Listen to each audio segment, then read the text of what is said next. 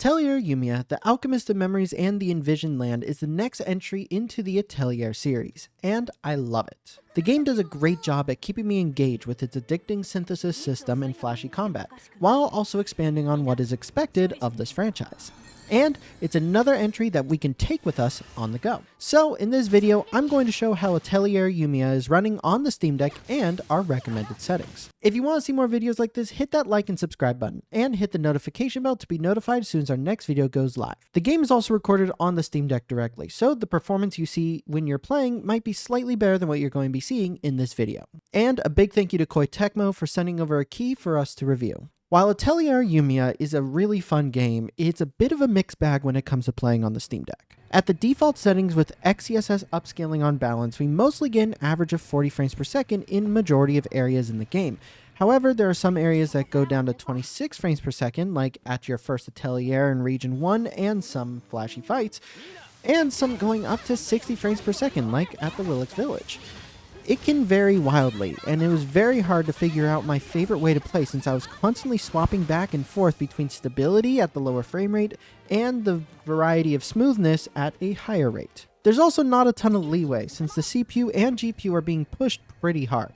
However, I can only choose one group of pure recommended settings, and in the end, I preferred the stability. Even with these recommended settings, we do have some slight performance drops no matter what, which takes place mostly in the first region.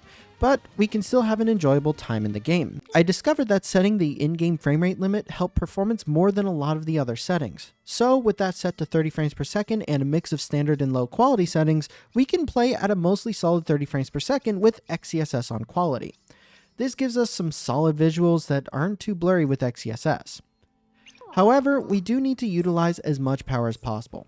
There are enough areas and fights where the frame rate drops, and to get the most stable experience, we need as much power as possible.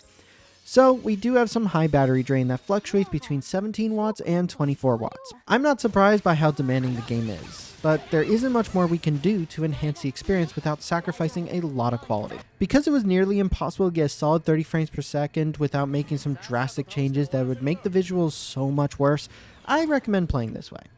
I noticed there's still some minor stutters when picking up resources in Region 3, but it doesn't affect Region 1 and 2.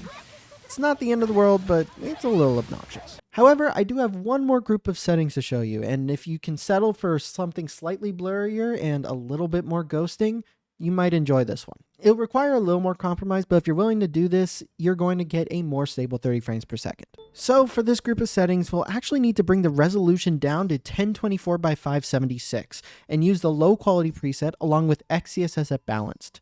It makes the game a little bit blurry on its own, but with the window mode set to window, you can use SteamOS's FSR upscaling to make it look better, thanks to the anime aesthetics that the game has. It sounds weird to use two different upscaling methods, and it can introduce a little bit more ghosting here and there, but it does keep the game more stable, and places like at the Atelier and in most of those fights, it'll stick to 30 frames per second. However, there are still going to be some minor drops here and there that you're going to see, so it's not a full stable 30 frames per second.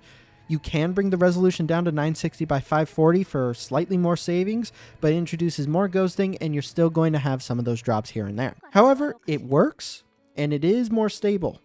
It's just going to be more compromises. The battery drain is going to be about the same because we still need that power to push it. You may also see more areas where you're able to get a higher frame rate, but it still goes down below 40 enough where I feel 30 is just the right place to play. The game does not support 16 by 10 resolution, so there are going to be black bars at the top and bottom of the screen, but it does have cloud saves and controller support.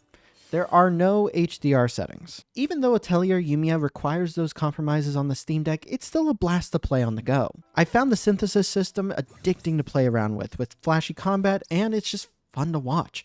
Plus, the intriguing story that grows on you the more you play is just really intoxicating and really brings the whole experience together. I had a blast playing this game, and even with the downgrades you need to be able to take it wherever you go, it's really an awesome experience. Atelier Yumia can be pre-purchased on Steam for $69.99 ahead of its release on March 20th.